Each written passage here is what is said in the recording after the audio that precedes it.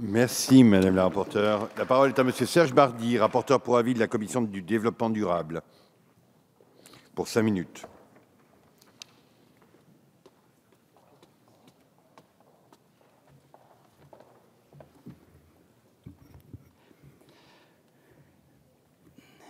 Monsieur le Président, Monsieur le Ministre, Messieurs les Présidents de Commission, Madame, Monsieur le rapporteur, mes chers collègues. La Commission du développement durable a souhaité se saisir pour avis de la proposition de loi relative au devoir de vigilance des sociétés mères et des entreprises donneuses d'ordre, renvoyée au fond à la Commission des lois. La responsabilité sociale et environnementale des entreprises que cette proposition de loi aborde sous l'angle d'un plan de vigilance est en effet un thème qui s'inscrit dans la droite ligne des travaux que notre commission mène depuis le début de la législature. La position de notre commission est constante. Acteurs publics et privés sont aujourd'hui soumis à une exigence de responsabilité sociétale. Il leur revient d'identifier, de prévenir ou d'atténuer les dommages sociaux, sanitaires et environnementaux et les atteintes aux droits de l'homme susceptibles de résulter de leurs activités. Il est également attendu d'eux qu'ils en rendent compte.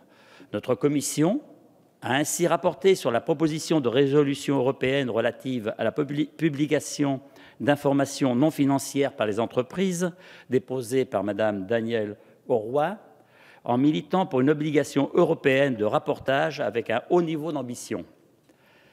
Elle s'était également saisie pour avis du projet de loi d'orientation et de programmation relative à la politique de développement et de solidarité internationale adoptée l'année dernière, dont l'article 5 appelle les entreprises à mettre en place des procédures de gestion des risques en matière de dommages sociaux, sanitaires et environnementaux et d'atteinte aux droits de l'homme susceptibles de résulter de leurs activités dans les pays partenaires.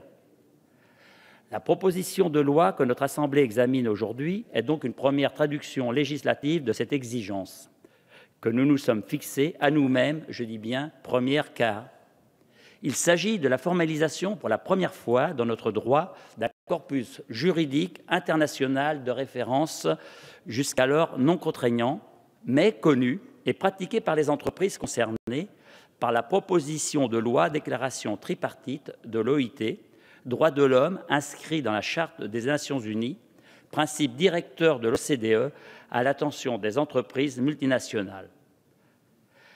Il s'agit aussi d'une première étape historique de cette proposition de loi qui a été rappelée ici par Monsieur le ministre et dont nos rapports, je n'y reviens pas. Pour autant, je veux ici souligner la convergence de vues entre les trois rapporteurs. Nous avons fait délibérément le choix d'une démarche pas à pas ensemble. C'est ce choix qui avait été retenu pour les informations extra-financières et je crois que c'était un bon choix. Rappelons-nous aussi nos tâtonnements initiaux en matière de travailleurs détachés. Nous sommes aujourd'hui arrivés à un résultat satisfaisant. Chacun peut en convenir. Certains d'entre nous, nous avons déjà eu cette discussion en commission, m'objecteront qu'il faut aller plus loin, non seulement en élargissant la responsabilité de l'entreprise, au-delà de son propre comportement fautif, mais aussi en établissant une présomption simple de faute à cette dernière.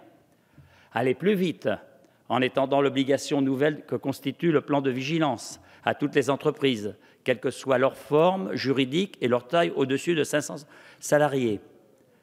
Aller plus loin, c'était l'objet des premières propositions de loi et nos débats le 29 janvier dernier, dans ce même hémicycle, qui ont montré la fragilité juridique du dispositif proposé.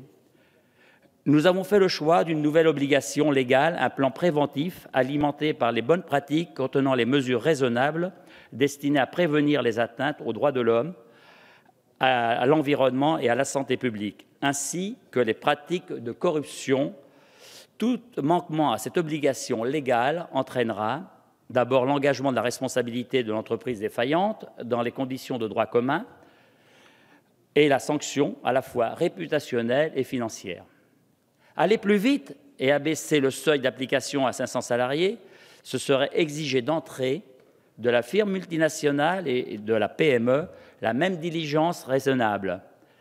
Cette exigence qui porte sur une action quand bien même tempérée par les moyens de chacun, sous le contrôle du juge me semble excessive, quand nous avons retenu pour l'obligation de rapportage précédemment indiquée une approche progressive en sifflet. Si les seuils retenus peuvent apparaître élevés, ce sont ceux, je le rappelle, posés par le décret du 24 avril 2012 relatif aux obligations de transparence des entreprises en matière sociale et environnementale. Laissons le dispositif faire la preuve de son efficacité.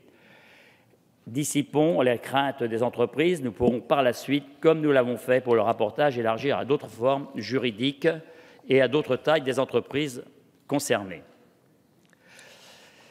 Voilà l'état d'esprit dans lequel la Commission de développement durable a travaillé. Elle a donc conservé l'architecture générale retenue par les auteurs de la proposition de loi, Bruno Le Roux et Dominique Potier, mais outre quelques ajustements rédactionnels sur lesquels je ne m'étends pas, elle a souhaité, en la définissant plus précisément, élargir le périmètre d'application ainsi que renforcer l'impact de la sanction financière.